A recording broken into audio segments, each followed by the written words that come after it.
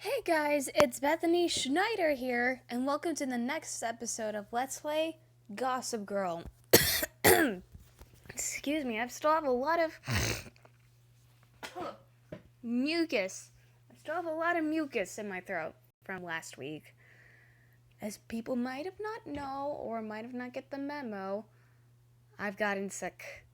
That's why I went on a long 2-week hiatus on uploading videos.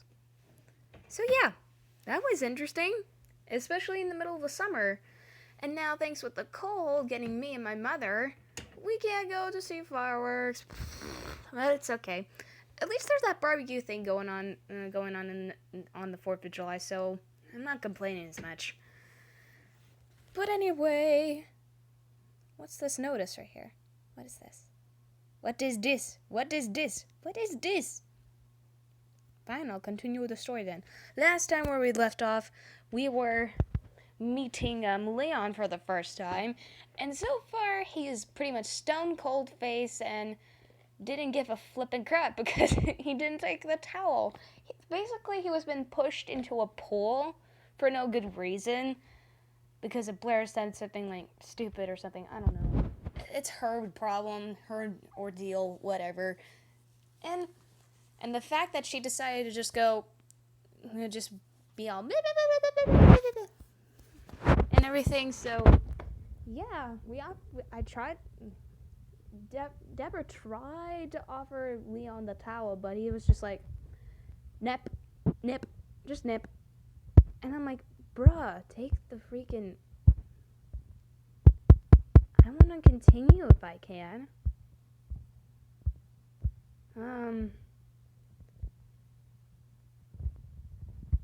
It's like I'm not in control of the screen. What is this?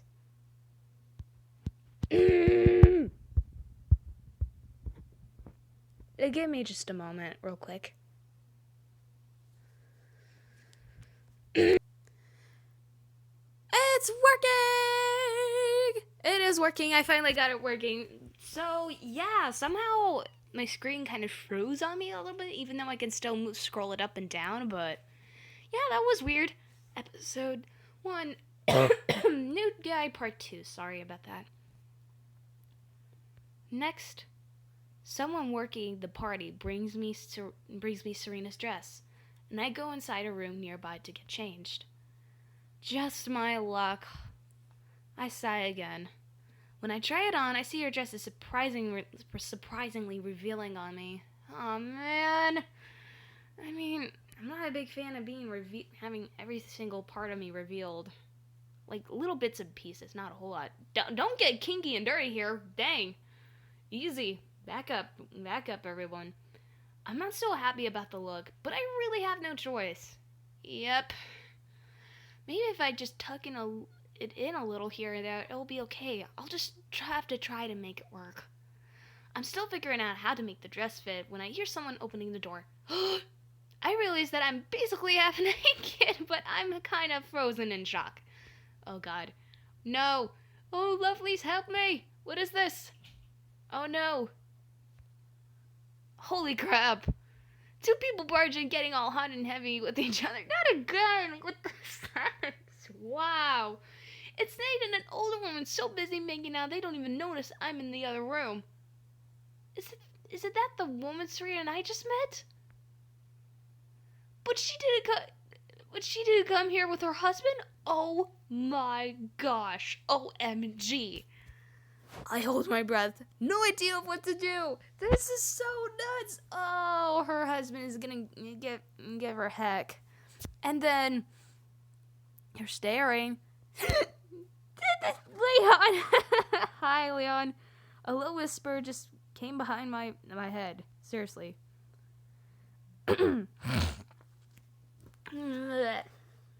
Yuck. Sorry about that. I turn around to find the guy that fell into the pool before. What? Since when did you get here? I begin to say, but he quickly covers my mouth with his hand and pulls me to hide in the opposite end of the room. Holy shit. My eyes grow wide. My initial reaction to his hand on my mouth was shock, but then I noticed his long, graceful fingers. The feel of his skin on my lips leaves me a little breathless. Once I calm down a little, he then removes my hand from my face. He hasn't changed yet, so his clothes are still kind of wet. But he's still holding what looks like a change of clothes in his other hand. Was he here the entire time while it was changing? Oh my gosh, that's so... Dude, that is a bit creepy. I look around the room and notice that Nate and the woman have left already, so I make the move to leave. Did you just see me naked? This is the most embarrassing day of my life. You got that right, Deborah. But when I turn back around, I see that he's already walking out the door. Without thinking, I hurry to chase after him. There's something I need to say. What is it that I need to say? Alright. My love passes are 4. I have 4 of those, so we can still continue through here. He's walking pretty fast, but when he hears me hustling behind him, he suddenly stops and turns around. What do you want? He's asked. His voice is pretty flat, as if nothing had happened. Oh man, I'm gonna let him have it. Since when were you in here? I just went and changed, and you couldn't say anything? I clutched at Serena's dress to make my point. So, you seem to be in a hurry, and it's not like I saw anything. I looked away when you started taking your clothes off. He replies back in a cold, disinterest way. Are you kidding me? This guy, I'm serious. Wow, Good Lord, I don't know what he's thinking at all. I snapped back at him. You just looked away?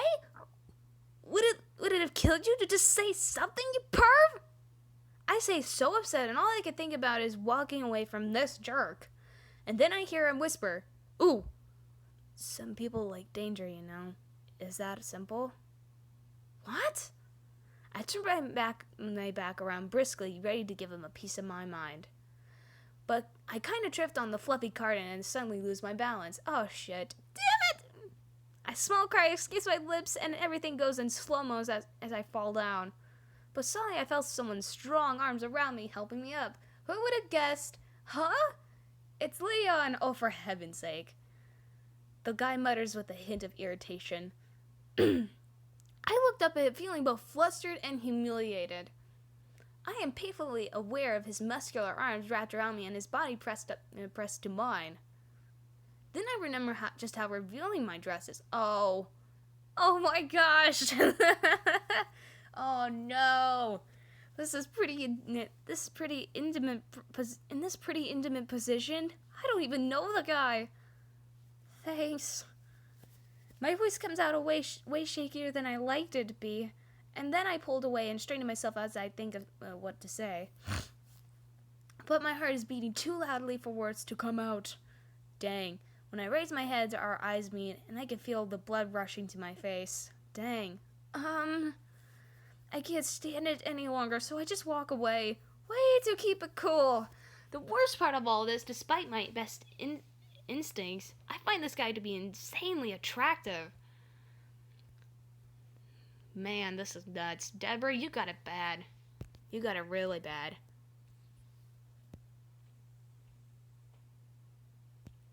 And you only just met the dude, too, so wow. Just as I reach the poolside again, Mark appears. Oh, there you are. Are you okay?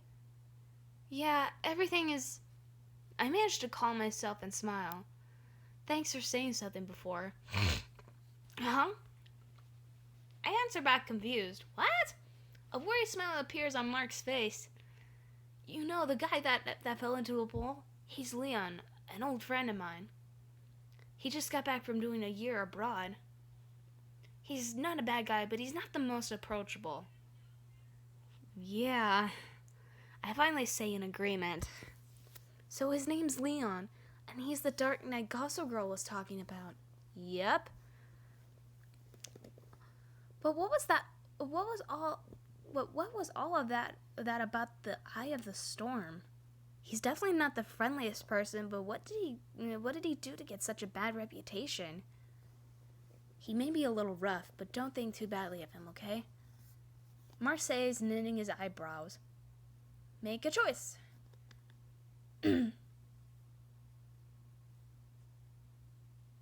Well, he did help me. I'm not thinking back to what had happened just before. Sure, I mean, he definitely helped me back on those stairs there. I see Mark's eyes got rounder and a smile breaks across his face. He did? That sounds like it was pretty dramatic. What happened? What were you chatting about? Not much. Mark seems eager to hear all about it, but I begin to panic.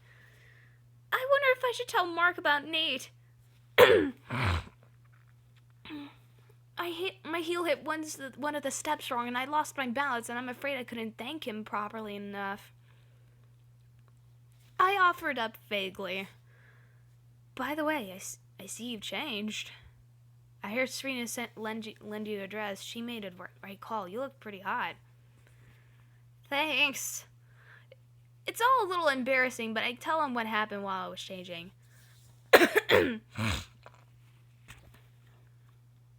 Yep. So yeah, that got really crazy. Good answer! You got 3 chemistry points. Dang. Pretty good.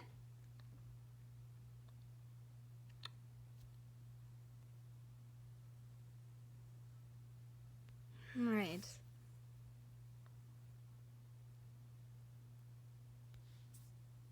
Mark sympathizes with my shock at both being naked and catching Nate having an affair with a married woman. But he was cool as a cucumber, saying he just looked away and didn't see anything. And then he just left. I must sound pretty indignant because Mark says with a soft smile, "That sounds just like him. He probably didn't think too much of it." He's a pretty laid-back kind of guy, but I assure you he's a total gentleman. Are you sure? I wish he had said something when I came into the room. I guess he thought keeping quiet was better than putting you on the spot. I mean, that must have been pretty humiliating. You bet it was. I thought I was going to pass out from the embarrassment. Mark gives me a comforting smile. I'm quite relieved he isn't trying to make light of things by cracking a joke like he usually does. And that's good. That's very good right there. That night, Serena and Blair and I stayed at Mark's villa in the Hamptons. I figured we'd spend the night catching up on girl talk, but it looks like I was wrong. I'm off to the beach. I promise I meet Dan there. And I got a date with Marcus. What? Don't tell me you were both running up and leaving me here. I can't believe they're bailing out on me. Jeez. Come to think of it, I remember seeing Dan at the white party. I'm sure he and Serena have a lot of catching up to do. And Blair's currently hung up on her new boyfriend, Marcus. At first, she said she was just dating to make Chuck jealous. But since hearing that he's an English lord, she completely admired with him. Sorry, Deborah. It's nothing personal. The two of them excitedly get ready and then head out, leaving me all alone in Mark's huge, fancy villa. I guess it can't be helped. Boyfriends are important. I breathe a sigh and head into the garden to take a look at the stars.